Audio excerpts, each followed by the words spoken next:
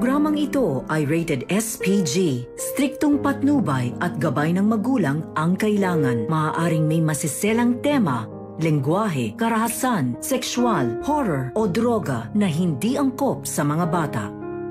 Totoo na kaya ang pinapakitang pagbabago ni Moira o isa lang na pagbabalat kayo para magawa niya ang plano niya? Magandang araw at eto na nga tayo sa ating pinakaabangang tagpo sa Abot Kamay na Pangarap.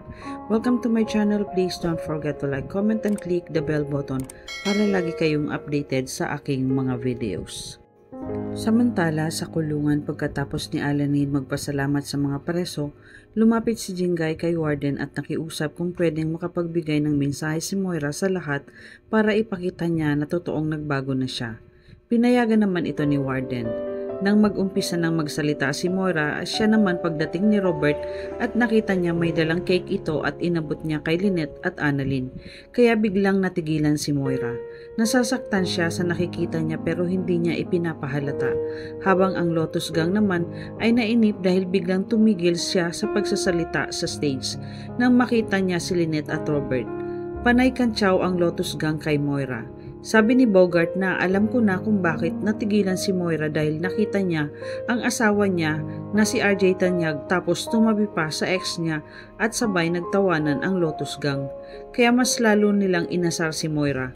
Ngunit hindi nagpatinag at binaliwala lang ni Moira ang mga sinasabi sa kanya ng Lotus Gang at ipinagpatuloy niya ang pagsasalita niya para magpasalamat dahil sa ibinigay nilang pagkakataon na gamutin ang mga preso sa loob ng kulungan at humingi na din siya ng sorry sa kanyang Apex community. Inamin niya na marami siyang nasaktan at galit sa kanya mula noon nandun pa siya at hanggang sa nawala siya sa Apex. Gusto niyang patunayan sa lahat na ibang Moira na ang nasa harapan nila, lalo na sa mga taong nasaktan niya, kaya humihingi siya ng kapatawaran sa lahat ng nagawa niya. Naiiyak na nakangiti naman si Zoe habang pinapanood niya na nagsasalita ang mami Moira niya dahil nakikita niya na nagbabago na ito.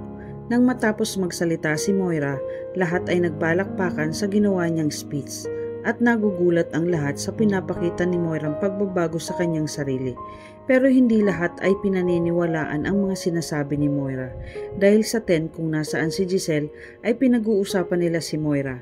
Sabi ni Doc Minor na nagugulat naman talaga ako sa pagbabago ni Ma'am Moira. Totoo kaya ang pinapakita niya o baka naman pinapaniwala niya lang tayo? Bigla naman nagsalita si Doc Ray na malapit na nga akong makumbinsi ni Moira na nagbabago na talaga siya. Pero iba naman ang pakiramdam ni Giselle dahil alam niya na hindi totoo ang ipinapakita ni Moira ang pagbabago dahil naniniwala at nakakasiguro siya na merong expiration date ang goody two-shoes face ni Moira dahil kilala niya si Moira. Hindi madaling panaywalaan ang pinapakita niya dahil maraming beses na tayong niloko, kaya naniniwala ako na ang lahat ng ito ay isang palabas lang niya.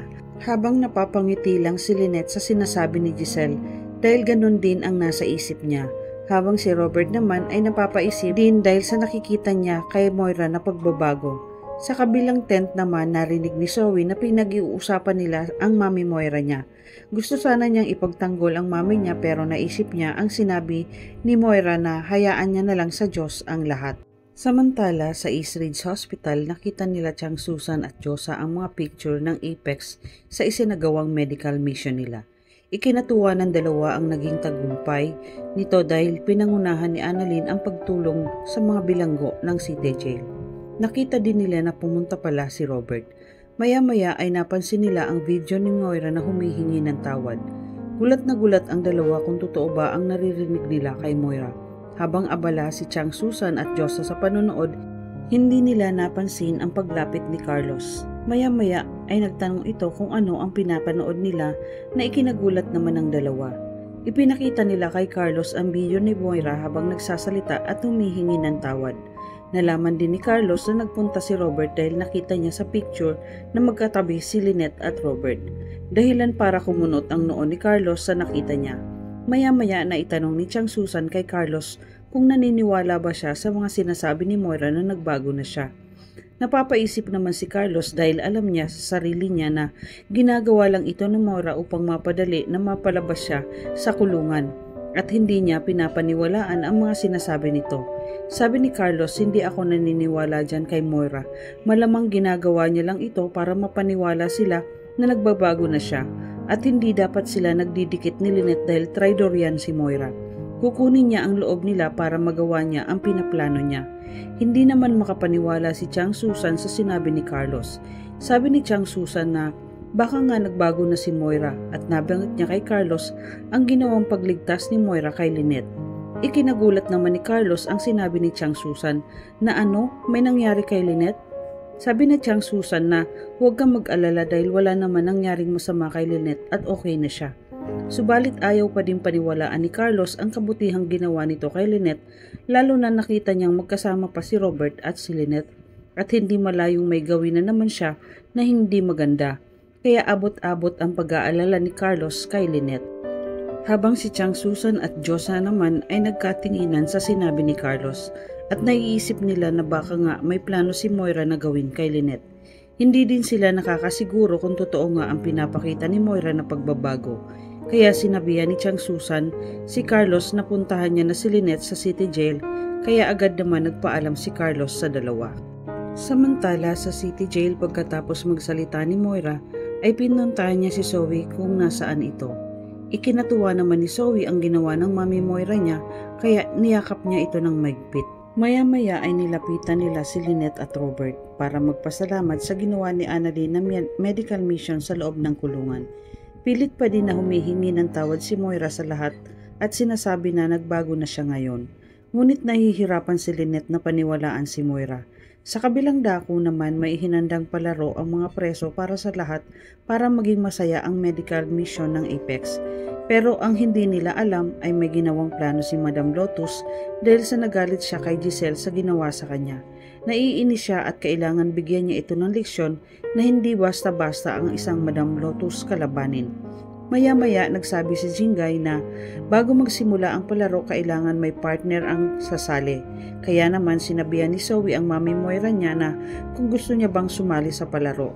Sabi ni Moira na gusto ko sana pero hindi ko alam kung papayag siya na maging partner kami at sabay lumapit si Moira kay Lynette para tanungin kung pwedeng maging partner sila ni Moira. Ikinagulat naman ni Lynette ang alok ni Moira na maging partner sila sa palaro.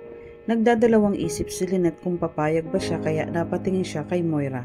Sa isip ni Lynette ay natatakot siya na baka may gawin sa kanyang hindi maganda si Moira.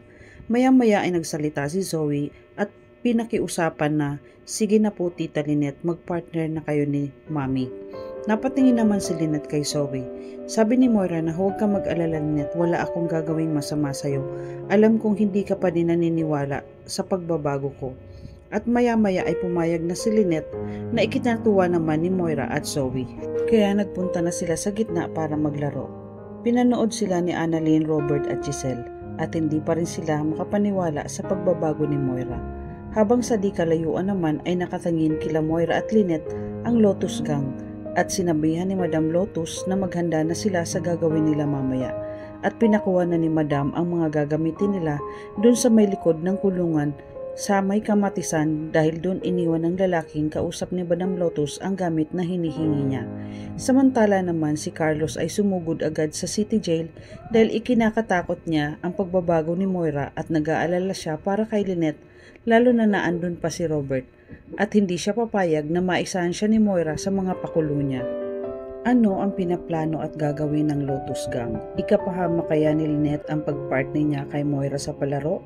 Dapat bang paniwalaan nila ang ipinapakita ni Moira na pagbabago? Yan ang ating pakaabangan dito lang sa Abot Kamay na Pangarap. Huwag bibitiw at huwag kalimutang mag-subscribe. Maraming salamat po and God bless.